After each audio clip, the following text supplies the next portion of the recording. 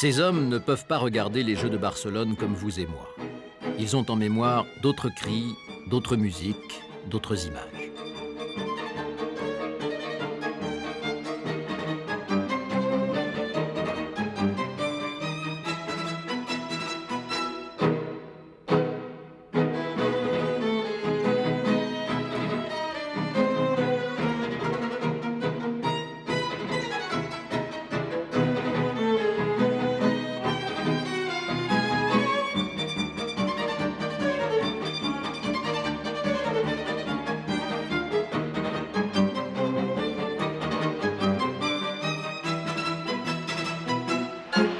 « 68 ans. Cela faisait 68 ans que Barcelone attendait cet instant. La ville peut enfin accueillir les Jeux Olympiques dans ce stade. Les Catalans n'y croyaient plus. Première tentative en 1924, premier échec. Les Jeux ont lieu à Paris. Tous les espoirs se reportent alors sur les Jeux de 1936, mais cette fois encore, Barcelone est écarté au profit de Berlin. La cause de cet échec, la voilà. Ces hommes et ces femmes fêtant la proclamation de la République espagnole dans les rues de Barcelone en 1931, une fête aux accents révolutionnaires qui impressionne défavorablement les membres du comité olympique qui étaient précisément réunis à Barcelone pour prendre une décision. Le baron de Coubertin, président du CIO, tranche en faveur des Allemands. C'est Berlin qui sera chargé d'organiser les Jeux olympiques. C'est une grave erreur, car un certain Adolf Hitler prend le pouvoir dès 1933 en Allemagne. Berlin, que les membres du CIO avaient jugé plus sûr et plus calme que Barcelone, est le théâtre d'une autre révolution, le nazisme. Les premiers à réagir sont les Américains. Dès le mois d'avril 1933, 100 000 personnes défilent à Washington pour dénoncer la politique hitlérienne.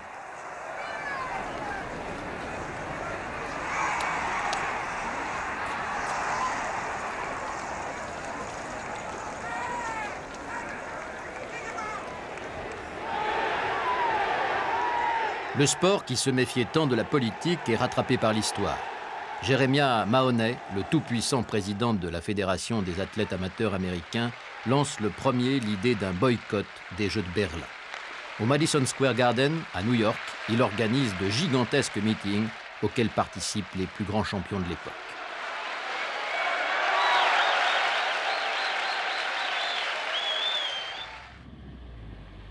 En Allemagne, le Troisième Reich affiche clairement ses intentions. Les sections d'assaut nazies pillent, brûlent des livres et s'en prennent aux Juifs.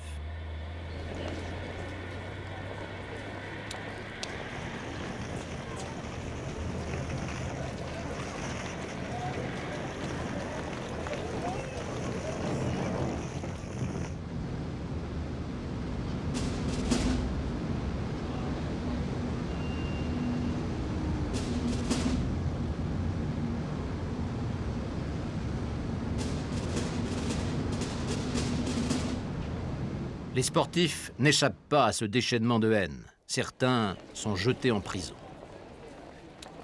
Aux États-Unis, l'idée du boycott progresse. Dans la rue, à chaque meeting politique et même au Sénat, un seul mot d'ordre, un seul slogan, pas un athlète américain à Berlin. À la mobilisation populaire des démocraties occidentales, les nazis répondent par la propagande. Cette cloche, frappée du double symbole des anneaux olympiques et de la croix gammée, sillonne toute l'Allemagne. L'objectif, rassurer l'étranger et profiter de l'esprit olympique pour propager l'idéologie nazie. Le régime hitlérien reçoit l'appui inespéré de Pierre de Coubertin. J'ai l'impression que toute l'Allemagne, depuis son chef jusqu'au plus humble de ses écoliers, souhaite ardemment que la célébration de 1936 soit l'une des plus belles que le monde ait vues. Elle s'accomplit sur un plan magnifique, avec une parfaite conception des ensembles et un souci non moins parfait du détail. En ciselant son corps par l'exercice, comme le fait un sculpteur d'une statue, l'athlète antique honorait les dieux. En faisant de même, l'athlète moderne exalte sa patrie, sa race, son drapeau.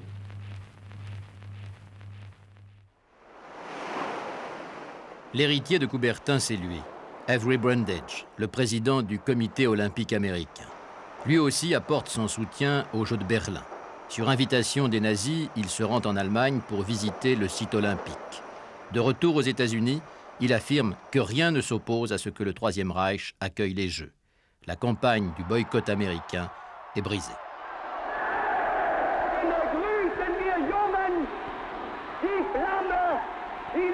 Que la flamme olympique brûle à jamais dans le cœur des jeunes Allemands.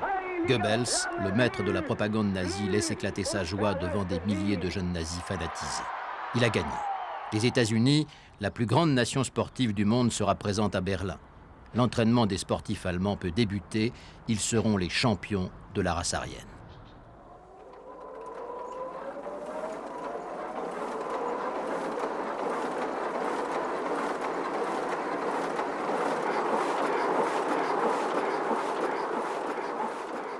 Brisée aux États-Unis, la campagne de boycott renaît en Europe.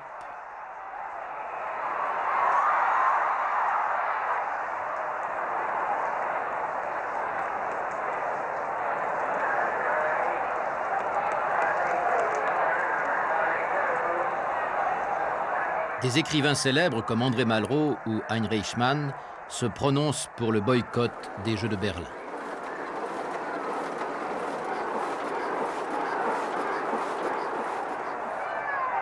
Le mouvement est amplifié par la victoire en France du Front populaire.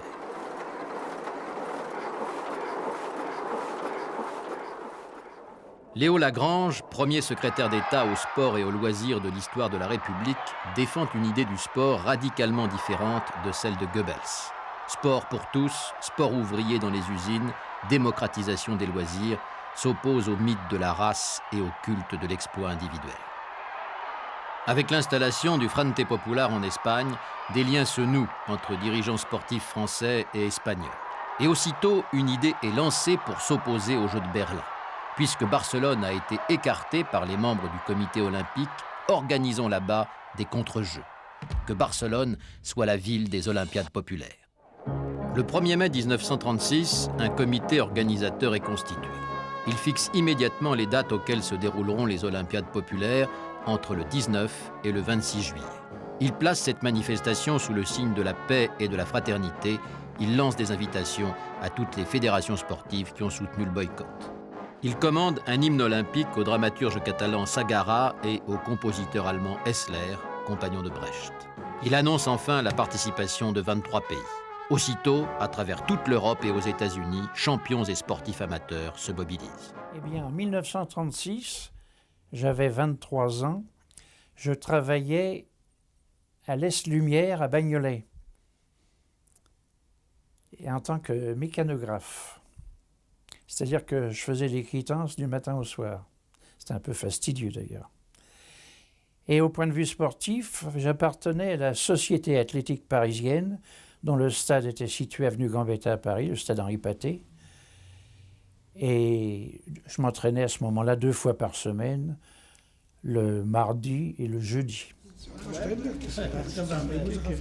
Tercussel, Michel Sécari et Lado Adler faisaient à l'époque partie du JASK, un club sportif où se retrouvaient les juifs émigrés de Lituanie, de Pologne ou de Russie pour pratiquer leur sport. Moi, j'avais personne comme famille. Notre club, c'était ma famille. On finissait de travailler quand on travaillait. Notre adresse avait tout de suite au club. On était des amateurs, c'est tout. On travaillait dans la semaine, dimanche, on jouait au foot. On n'était pas champion pour dire je fais 100 mètres à 1 seconde, 1 minute, mais c'était, on courait, on faisait des trucs.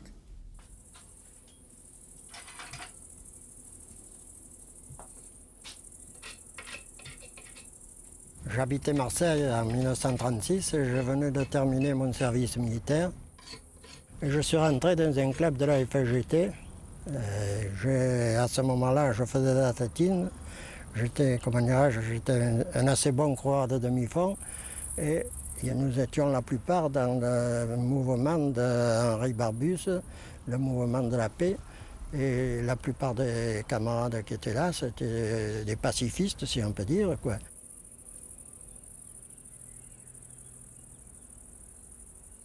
Alors, j'ai quitté de travailler le soir à 7h30 de l'après-midi nationale, j'ai attrapé 3/4 d'heure de métro et on est arrivé à la porte de Vincennes, au stade des Vallées, ça s'appelait. On s'entraînait sur une petite piste en marche-fer de 250 mètres. Et moi, pour faire du 800 mètres, il fallait que j'ai des pointes, tout en faisant 75 kg, de 2,5 cm, alors que maintenant, ils courent avec une multitude de petites pointes qui tiennent beaucoup mieux.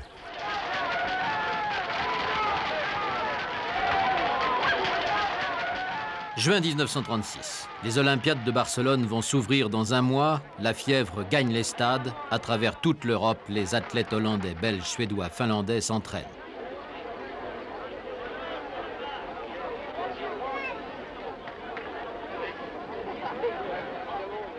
À Paris, au stade Pershing, André Hayard et André Coudreau, comme des milliers d'autres sportifs, participent à des épreuves qualificatives.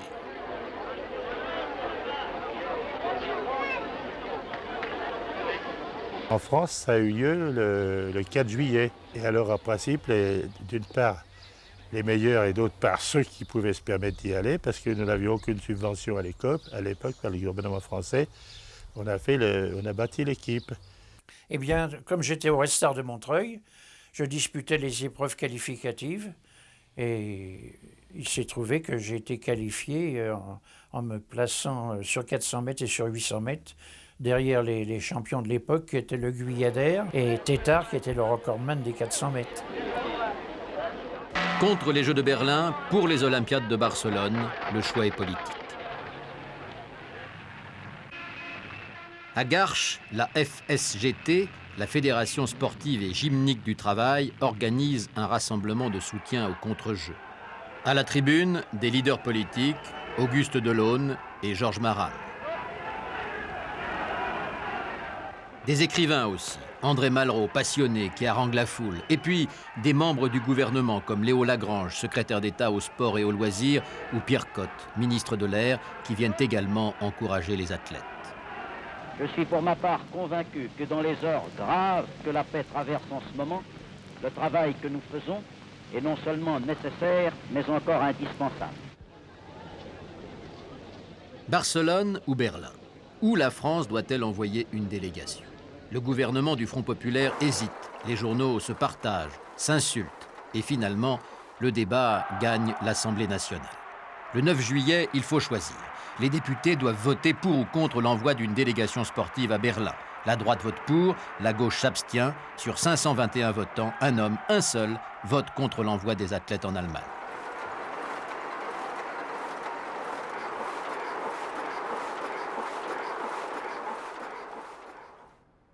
Cet homme, c'est Pierre Mendès France, le plus jeune député de l'Assemblée. Mais une majorité s'est dégagée pour les Jeux de Berlin. La sélection reçoit 1 million de francs. Le gouvernement de Léon Blum doit s'incliner. L'olympisme officiel, incarné par le baron Pierre de Coubertin, a gagné. Mais le gouvernement accorde tout de même une subvention de 600 000 francs aux sportifs qui doivent se rendre à Barcelone.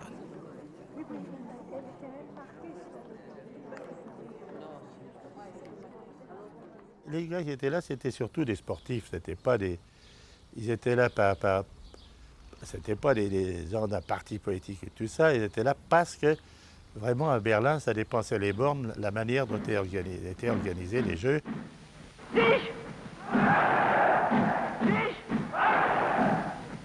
C'est le gouvernement républicain de l'Espagne qui nous a invités en tant que juifs. Parce qu'en Berlin, ils étaient interdits. Premièrement, c'était pour nous, c'était vraiment une fierté de prendre part aux Olympiades à Barcelone. Et quand nous sommes arrivés là-bas, on était fiers, on a dit il faut gagner, il faut faire quelque chose qui emporte notre nom. Cette année 36, c'est aussi l'année des premiers congés payés. Des centaines de milliers de Français, ouvriers ou employés, découvrent les vacances. Pour la première fois, ils vont voir la mer. Mais comme ils ne sont pas riches, on invente pour eux des voyages organisés.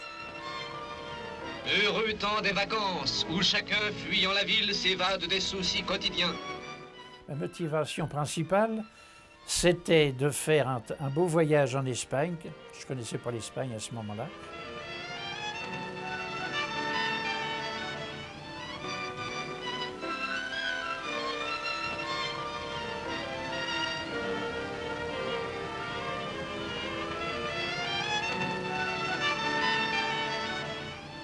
Je suis parti avec mon épouse. Alors mon épouse, on avait mon épouse, on avait vu la société Cook pour un voyage organisé. Nous devions passer d'ailleurs au retour par les Baléares. Le 17 juillet, la délégation française quitte Paris, direction Barcelone. 1200 personnes, sportifs et accompagnateurs, embarquent à bord d'un train spécial.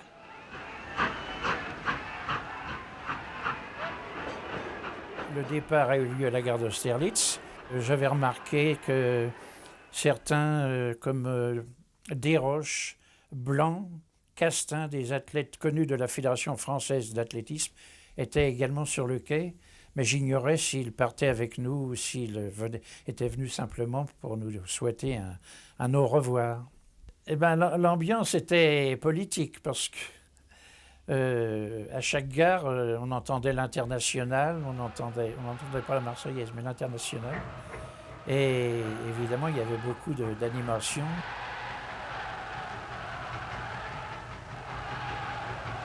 Arrivé à la frontière, les touristes ont été séparés des athlètes et nos épouses, par exemple, ont pris un autre train dans des wagons de bois. Évidemment, c'était absolument épouvantable.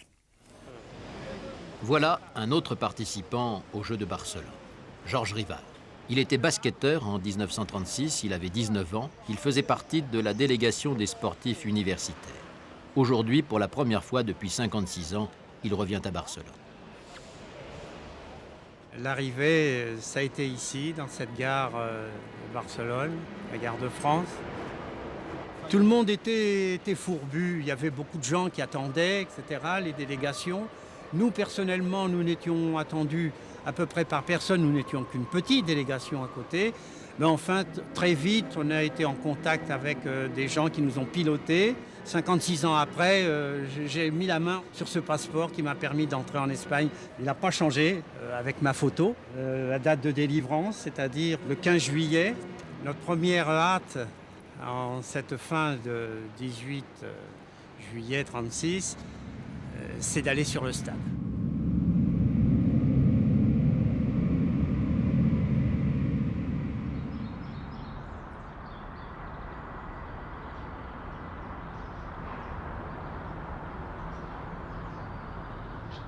La grimpette pour venir jusqu'à Montjuïc n'en finissait pas.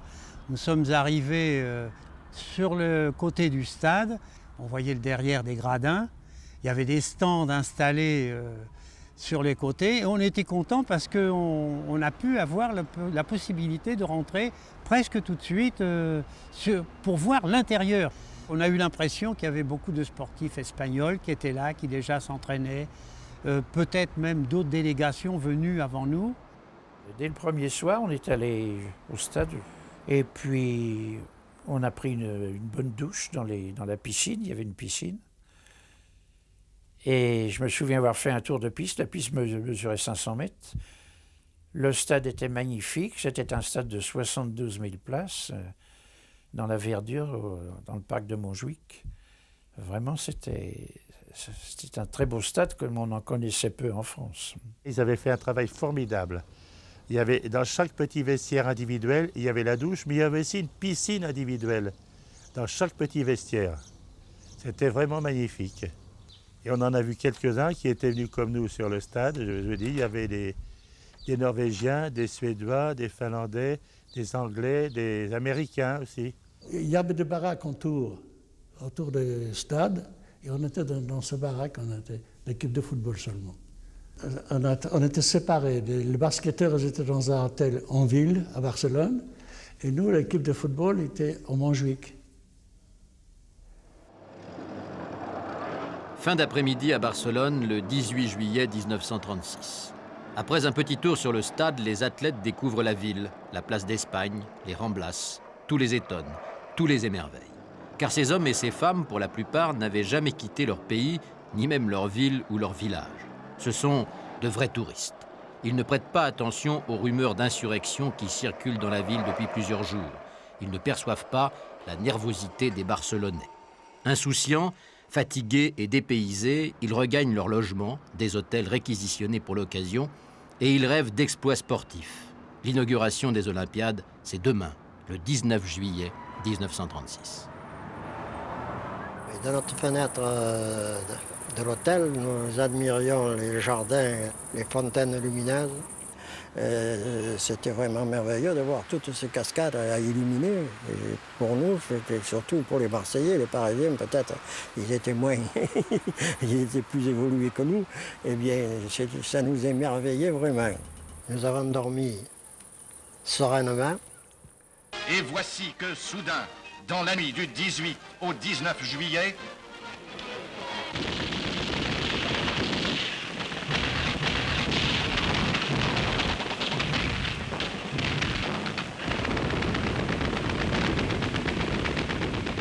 Alors, rendez compte, on dormait d'un seul coup, on tire, vous vous rendez compte? On arrive dans un pays, et d'un seul coup, on tire, on attend, vous savez, ça quand même, c'est près de la porte. Alors, on ne savait pas, on ne comprenait pas qu'est-ce que c'est, on ne savait pas qu'est-ce que c'est. Et là, nous, entre nous, on dit non, on ne comprend pas. Ben, on pensait tout d'abord que c'était des tirs des salves en l'honneur des Jeux. Au total, on s'est mis à la tête, pas moi tout seul, c'était les soldats qui se bagarraient entre eux. Pour ma part, j'ai été réveillé par un tir de mitrailleuse. Et j'étais placé de telle façon que je voyais les balles s'incruster dans la cloison qui était en face de mon lit. Et mon camarade Piacentini, qui était marseillais, qui courait le 800, moi je courais le 15, et se lève du lit et s'en va vers la fenêtre. Je lui crie, malheureux, couche-toi de suite, tu vas te faire couper en deux. Alors bon, il s'est couché, il était tout ahuri, il ne comprenait pas ce qui se passait. Je lui dis, tu vois pas qu'ils sont en train de tirer sur nous?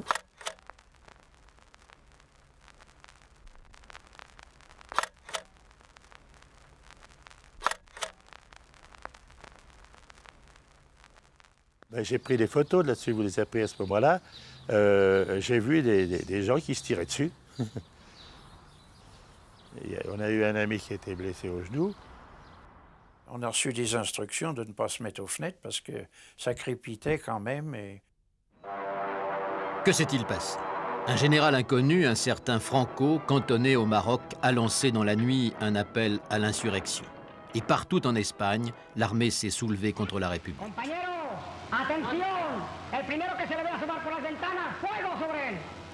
Immédiatement, les civils, en majorité des ouvriers, ont pris les armes dans les plus grandes villes du pays pour combattre l'insurrection. Anarchistes de la CNT et socialistes de l'UGT reçoivent parfois l'appui de gardes civils et de gardes d'assaut restés fidèles à la République. Barcelone est en état de guerre. Ça n'attendait pas du tout à cette révolte du général Franco contre la République espagnole. Ça, vraiment, on a été tous surpris. Et après, on est venu nous expliquer. Et là, on a compris que c'est le commencement d'une guerre ou quelque chose comme ça. Et nous, on était de gauche, elle parlait, c'est les fascistes. Ils ont fait un coup d'État pour nous, fascistes, c'était quelque chose d'incroyable. Et là, on a pris ça au sérieux, et puis on a dit, sauvons-nous. Mais on peut dire qu'on était beaucoup plus jeunes qu'aujourd'hui. Donc on comprenait moins que maintenant. Aujourd'hui, Georges Rival retrouve la chambre d'hôtel où il a passé la nuit du 18 au 19 juillet. Nous sommes réunis ici. Et puis instinctivement, nous nous sommes mis tous en rond autour de cette fenêtre. Le jeune étudiant espagnol s'est trouvé tout à fait par hasard à côté de moi, quand brusquement un coup de feu a éclaté. Je le vois encore, il était à côté de moi, il est tombé à la renverse, tout raide, sans bouger, et il avait le front troué d'une balle, une petite balle minuscule en plein front. Moi j'avais 19 ans, c'était la première fois que je voyais un homme mourir devant moi. Joseph Liado était le directeur de l'un des plus importants quotidiens de Barcelone, Ultima Hora. Lui aussi fut pris de court par les événements. Le 19 juillet, il ne savait plus quel titre choisir pour mettre à la une. Ce jour-là, il y avait deux informations importantes, les Jeux populaires d'un côté et la rébellion au Maroc de l'autre. Mais lorsque mon journal sort le matin du 19 juillet, comment puis-je prévoir le soulèvement militaire à Barcelone? Dès le lendemain, 20 juillet, les combats diminuent d'intensité dans les rues de Barcelone. Les civils armés, de plus en plus nombreux, ont repris un à un tous les points stratégiques occupés la veille par les militaires factieux. la place d'Espagne, la place de Catalogne et la place de l'Université. Quelques bastions comme la caserne d'Atarazanas ou la capitainerie militaire résistent encore, mais les forces républicaines et ouvrières contrôlent l'essentiel de la ville.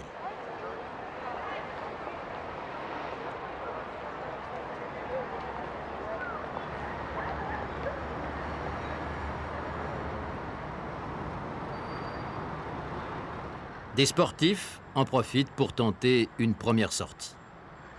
Pendant un moment d'accalmie, il a été permis de sortir dans la cour de l'hôtel. Et puis j'ai profité de la sortie des joueurs de tennis pour partir avec eux, ce qui était interdit, et pour essayer de rejoindre ma femme qui avait eu une crise d'appendicite justement, et je m'inquiétais sur sa santé.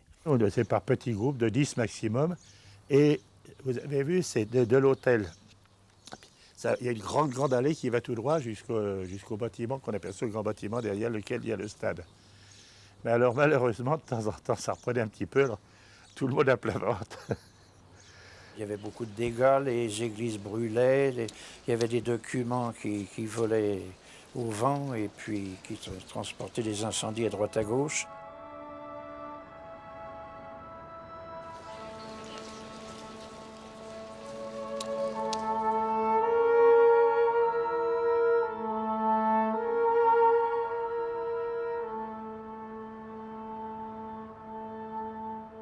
Et dans les rues, c'était encore des barricades d'1 mètre de haut. Et on avait enlevé les hommes, les morts, mais il y avait encore des chevaux par terre, morts et tout ça. Ça commençait à...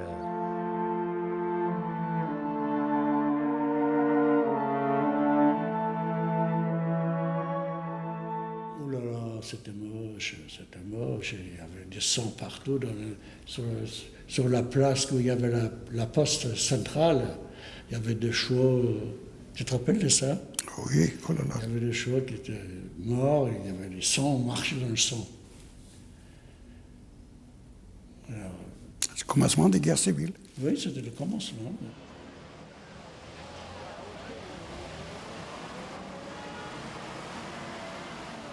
Nous sommes sortis, nous avons descendu la Rambla en direction du port. Et c'est là, au fur et à mesure que les gens causant, on nous a expliqué un peu ce qui s'était passé. Que dans la statue de colonne, il y avait des militaires qui avaient mitraillé de là-haut tout ce qui bougeait sur la Rambla.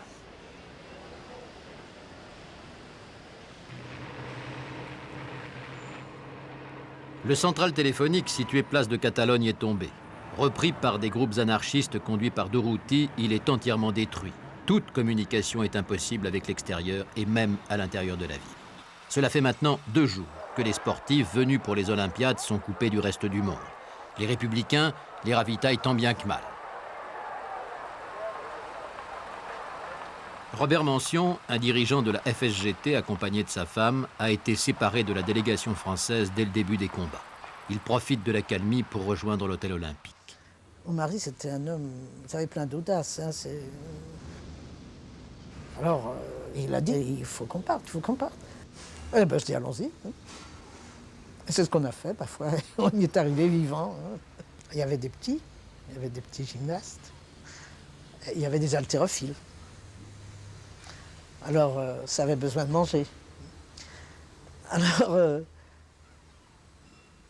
il y avait de préparer, en général, une sardine, une pomme de terre. Si la pomme de terre était grosse, elle était coupée en 2. Puis, on s'est rendu compte qu'on n'arrivait pas au bout de la file. Alors, on s'est dit, il y en a qui trichent. Hein. Il y en a qui reviennent et qui se font servir une 2e fois. Alors là, on a fait un service d'ordre sérieux et puis, il n'y avait plus rien à faire. Hein. Mon mari a dit, il y a une cour, on va tous aller dans la cour, et puis je vais faire un discours assez long pour rassurer tout le monde, pour le mettre au courant de ce qui se passe, et les mesures qu'il fallait prendre, la discipline, etc. Parce que la discipline, hein, il fallait qu'ils se battent. Hein. Et puis, mon mari commence à parler. Bon, ça n'a pas duré longtemps. Il y a des avions qui ont commencé à tourner et à tirer. Alors, tout le monde est rentré. Nous avons rencontré les journalistes Mingui de l'Humanité et Ancos du Flambeau, qui étaient à l'hôtel et qui faisaient leurs papiers pour leurs journaux. respectifs. On a parlé des événements, mais enfin, ils étaient plutôt pessimistes pour la question des Jeux. Nous, ce qui nous intéressait, c'était est-ce que les Jeux vont pouvoir se dérouler? Les Olympiades populaires, dans Barcelone dévastée, plus personne ne semble vraiment s'en préoccuper. La plupart des organisateurs et sportifs espagnols qui devaient y participer ont pris les armes. En France, on cherche à comprendre, mais les informations en provenance d'Espagne sont contradictoires. La presse européenne s'interroge. Les Jeux de Barcelone, qui devaient s'opposer à ceux de Berlin, vont-ils être victimes d'un coup d'État fasciste? À ce moment-là, on pensait que la situation allait s'arranger, puisque certains éléments de chez nous pensaient que les Jeux auraient lieu quand même des dirigeants, qui nous disaient oh ben, d'ici quelques jours, ça va s'arranger, et puis les Jeux auront lieu. Enfin, le 23 juillet, Miravilles, un des organisateurs des Olympiades, annonce officiellement sur Radio Barcelone que la compétition est annulée. C'était décevant de quitter Barcelone sans ramener un petit souvenir. Alors nous avons demandé à un boutiquier d'ouvrir sa maison de cadeaux et très gentiment, il a ouvert sa boutique et nous avons acheté quelques petits souvenirs. Moi, j'ai ramené ces cendriers. Nous avons appris que le gouvernement français allait nous rapatrier grâce aux câbles qui avaient été échangés par les journalistes que nous connaissions, là. Magui et puis Ancos. Là. Il y a 2 bateaux qui sont venus de France, envoyés par le gouvernement français. Il y avait le Sheila et le Jenny. Quand le bateau est arrivé, il me dit, écoute Rose, tu vas prendre une décision. Avec Chatron, nous avons décidé de laisser partir, de faire embarquer tous les sportifs, de les laisser partir. Et nous resterons tous les 2 pour faire le tour des hôpitaux. Parce qu'en définitive, nous ne savons pas, ça s'est passé trop vite, et nous ne savons pas s'il y a eu des blessés, enfin quand même des sportifs qui seraient sortis, et puis qui auraient pu être blessés, être dans les hôpitaux, etc. Et alors, tout d'abord, nous devions prendre le premier bateau, et puis il n'y avait pas de place pour nous sur le premier bateau. Il a fallu attendre encore très longtemps, 5 heures au port, avant de pouvoir partir avec le deuxième bâtiment.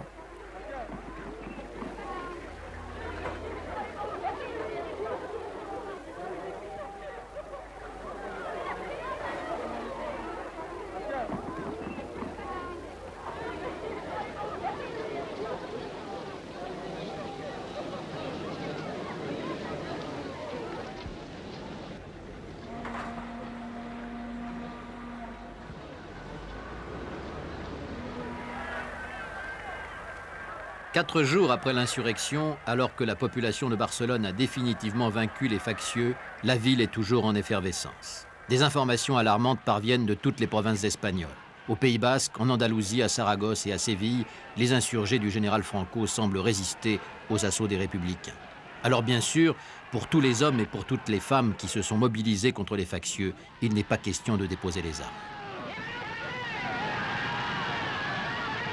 Je me souviens qu'il y en avait quelques-uns qui parlaient de sortir, allaient prêter main forte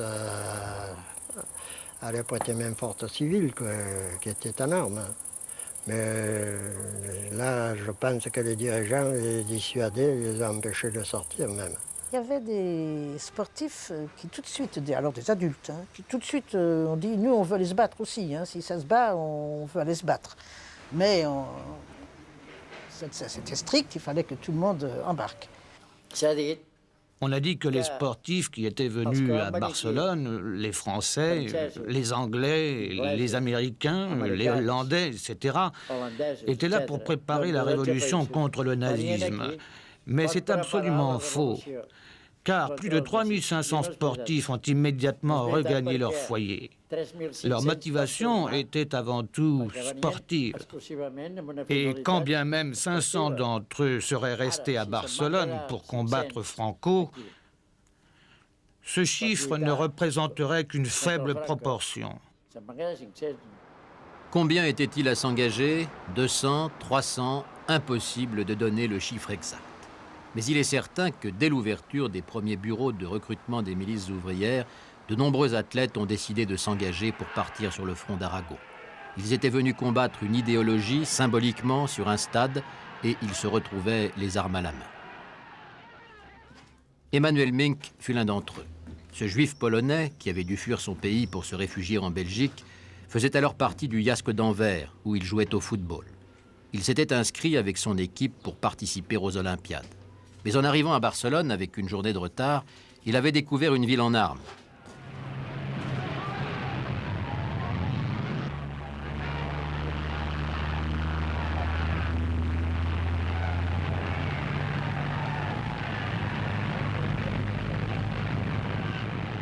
Sans hésiter, Emmanuel Mink s'était présenté en compagnie d'un ami hongrois au bureau de recrutement des milices ouvrières.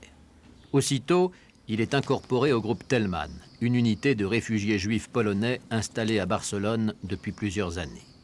Il avait alors 23 ans et ne parlait pas un seul mot d'espagnol. On est allé chercher des armes. On n'a pas trouvé. Et on a demandé qui veut aller volontairement, qui n'a pas de fusil, au front. Et moi, avec ses camarades Abracha Krasnowiecki, on était volontaires, on est allé sans fusil.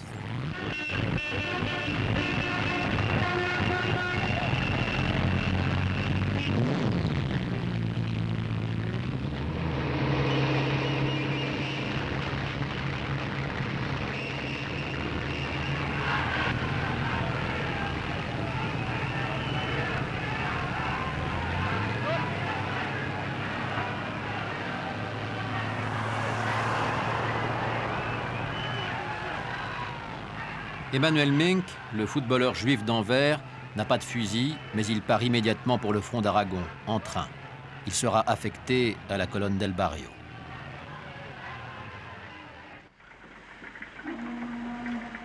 Pendant ce temps, les autres athlètes qui devaient participer aux Olympiades quittent Barcelone. 2 bateaux ont été mis à leur disposition, le Djenné et le Sheila. Ils laissent derrière eux un idéal olympique bafoué, un espoir déçu, ou tout simplement des rêves de vacances envolés. Nous avons appris qu'il fallait payer 150 francs pour le rapatriement. Tout le monde a protesté, naturellement, on voulait être rapatrié gratuitement par le gouvernement. Le commandant s'est fâché. Il y avait des passagers qui étaient un petit peu virulents. Le commandant les a menacés de des fers, rien que ça. Alors le parcours s'est bien passé sur une mer d'huile, 14 heures de bateau, et nous sommes arrivés à Marseille, où la bonne Vierge de Notre-Dame de la Garde nous a accueillis les bras ouverts. À Marseille, les sportifs français qui venaient participer aux Jeux internationaux de Barcelone, ainsi que la colonie française résidant dans cette ville, sont rapatriés et débarquent.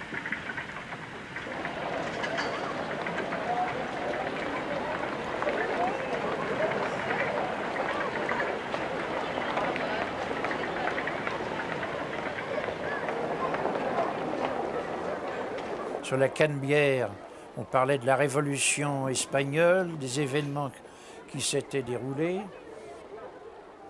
On est revenu tout de suite à Paris et le 26, on a organisé aussitôt une réunion de retour de Barcelone et il y avait ceux qui avaient pu rester avec nous, justement les Nordiques, donc Norvégiens, Suédois, Finlandais, Anglais et Américains, en plus de Français. Alors j'ai fait quoi? J'ai fait pas combien, 3e, 4e de la finale. Et Ayar a fait le 800 mètres, il a fait aussi dans les premiers aussi. Ah ben cette course, le petit Leclerc de Clichy avait pris un certain retard parce qu'il avait affaire au meilleur coureur norvégien qui avait gagné le 400 mètres individuel. Il avait accumulé 7 ou 8 mètres de retard. Ce jour-là, j'étais dans une forme assez exceptionnelle. J'ai réussi à rattraper les 8 mètres de retard et à passer le bâton à Le Guyadère à égalité avec les Norvégiens et les Suédois. Le Guyadère et Tétard ont fait le reste et nous avons gagné avec 1 seconde 3/5 d'avance. De retour chez eux, les athlètes sélectionnés pour les Olympiades multiplient les meetings sportifs par solidarité avec le peuple espagnol. Pendant qu'ils se dépensent sur les stades pour soutenir les républicains espagnols, leur compagne, qui les avait suivis à Barcelone, ne reste pas, elle non plus, inactive. Moi, j'ai pris contact avec les femmes du 19e, puisque nous habitions le 19e, et nous avions décidé de faire de grandes collectes de vêtements pour aider les républicains espagnols. Pendant ce temps, sur le front, les combats se poursuivent. Malgré l'afflux de volontaires et l'arrivée des milices ouvrières, les troupes franquistes résistent toujours. Pour tous les athlètes qui se sont engagés aux côtés des républicains, c'est un sanglant baptême du feu. Antonio Ortiz, c'est lui. Il avait alors 29 ans. Ébéniste avant les événements, son destin bascule en quelques jours. Le 26 juillet, il est sur le front d'Aragon à la tête d'une colonne de 2000 miliciens, surtout des membres de la CNT. Plusieurs sportifs des Olympiades, engagés volontaires, combattent sous ses ordres. À ce moment-là, je me souviens, il y avait plusieurs Français qui nous avaient rejoints sur le front. Je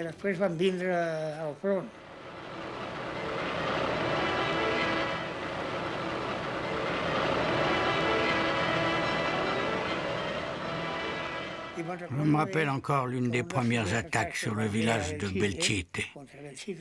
Il y avait un Français d'origine russe venu là pour participer aux Olympiades. Il prétendait être malade, mais en fait, il était mort de peur. Certains le traitaient de lâche et menaçaient de le fusiller. J'ai dû intervenir plutôt violemment pour les calmer.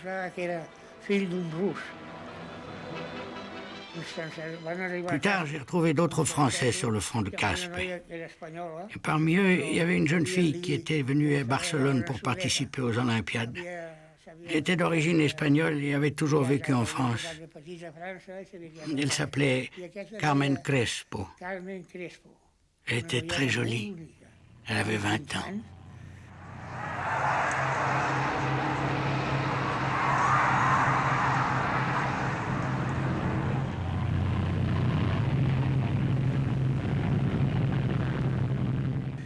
Quand je l'ai vue pour la première fois, j'ai voulu la renvoyer à l'arrière.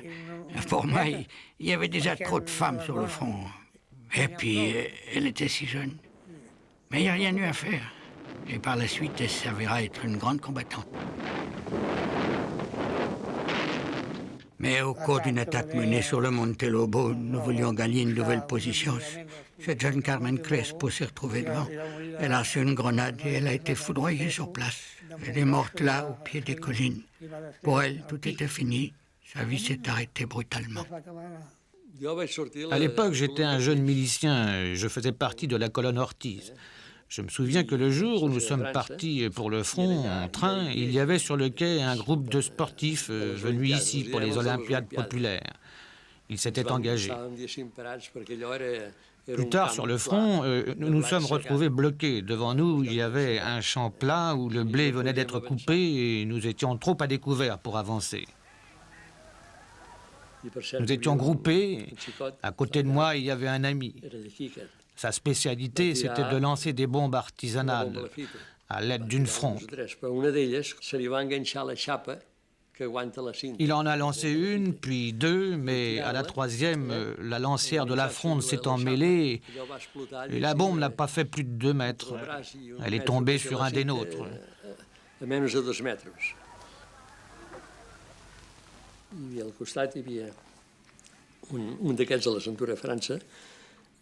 Je me souviens, il s'appelait Segura. C'était un sportif venu à l'origine pour participer aux Olympiades. Il est mort sur le coup. La tête et le cou arrachés. Emmanuel Mink. Eh bien, à ce moment-là, il se base sur le front de Tardiante. Il devient sous-officier du bataillon Palafox de la brigade Dombrowski. 2 fois blessé, il prend finalement le commandement de la compagnie juive Botwin. L'Espagne est désormais coupée en 2. C'est une guerre civile qui commence. Et l'hymne composé par Hessler pour les Olympiades populaires devient d'un jour à l'autre un chant de combat des milices républicaines. alba el tronar del fusil, del cañón y el motero. Adelante, milicianos, pecho fuerte y alegres pensamientos. Vamos a hacer una España feliz por el quinto regimiento. Berlin pavoise. Hitler est content. Ces jeux, ceux qu'il avait voulu ariens et nazis, vont s'ouvrir dans la capitale du Reich. Et si de jeunes Français par Berlin, ce n'est que pour de loyaux combats sur le seul terrain sportif. 1er août 1936, mobilisation pour le sport et la paix. À Berlin, les Jeux Olympiques commencent. L'entrée du Führer chancelier et du corps diplomatique.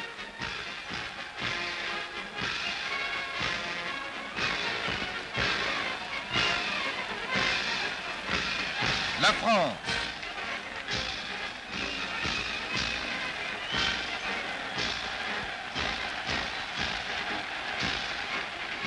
L'Amérique.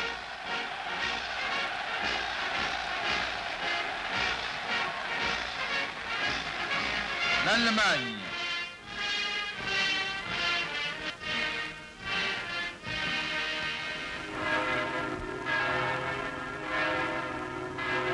Verkünde die Spiele von Berlin zur Feier der 11.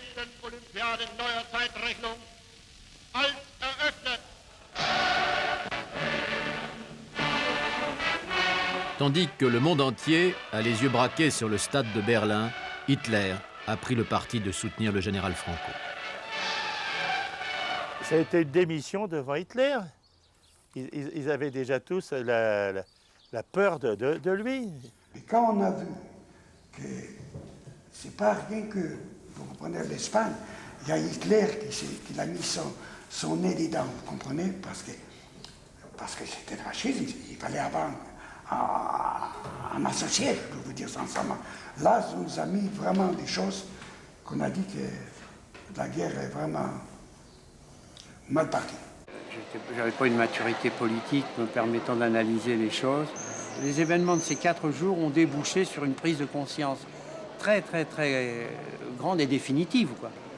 Quand je me suis aperçu 2 ans plus tard, quand on s'est aperçu 2 ans plus tard que ça devenait de plus en plus difficile pour les républicains, on a eu un peu un sentiment de lâcheté, quoi, il n'y a pas de doute. Dès 1938, la partie est perdue pour les républicains. L'Angleterre refuse d'intervenir. Le gouvernement français de Front populaire s'incline. Mussolini et Hitler peuvent désormais aider le général Franco sans prendre aucun risque. Pour l'Allemagne nazie, la guerre d'Espagne sera comme un champ de manœuvre. Elle va tester ses nouvelles armes. Finalement, ce qu'on n'est pas venu faire en Espagne, après, avec les années noires que nous avons eues, on a été obligé de le faire en France. C'était le début vraiment d'une guérilla qui est devenue une guerre mondiale, quoi, dans le fond. C'est ça, ça a été le début de la guerre mondiale.